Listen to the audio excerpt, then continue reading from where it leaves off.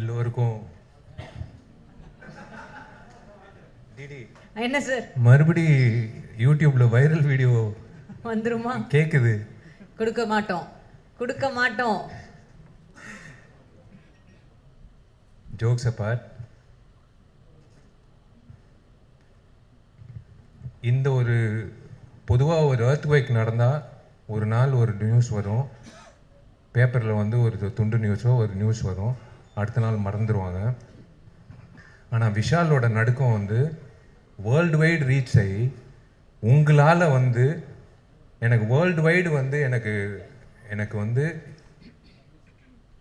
விஷால் நல்லா இருக்கணும், விஷால் மறுபடியும் வந்துடணும், விஷால் ஹெல்த்துக்கு என்ன பிரச்சனை, விஷால் இப்படி பார்த்ததே கிடையாது, விஷால் மறுபடி ஹீ ஷுட் கம் பேக் அப்படின்னு worldwide, I am not joking, worldwide surgeons, judges, IAS officers, IPS officers, income tax officers, கேனடாலேருந்து சம்மந்தமே இல்லாமல், யூஎஸ்லேருந்து சம்மந்தமே இல்லாமல் சினிமா பார்க்காத ஒரு கூட்டம், என்னாச்சு விஷாலுக்கு, விஷாலோட health, he should come back, இப்படி பார்த்ததே கிடையாது, நிறைய பேர் கண்ணீர் விட்டுருக்காங்க, they have cried for me.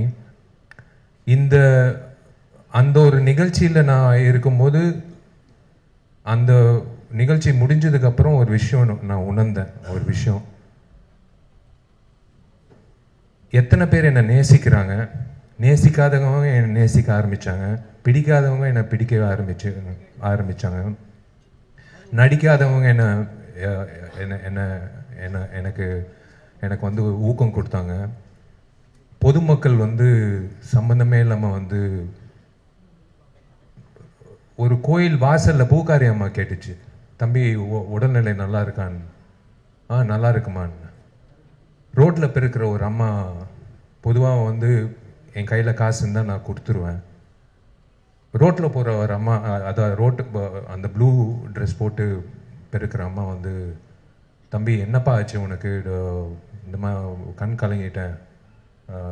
இது வந்து உண்மையிலே நான் வீடு வீடாக போய் கேட்டிருந்தா, என்னை பிடிக்குதான்னு கேட்டிருந்தா கூட ஒரு இட்ஸ் நாட் பாசிபிள், 40 வருஷம் ஆனால் கூட இட்ஸ் நாட் பாசிபிள்.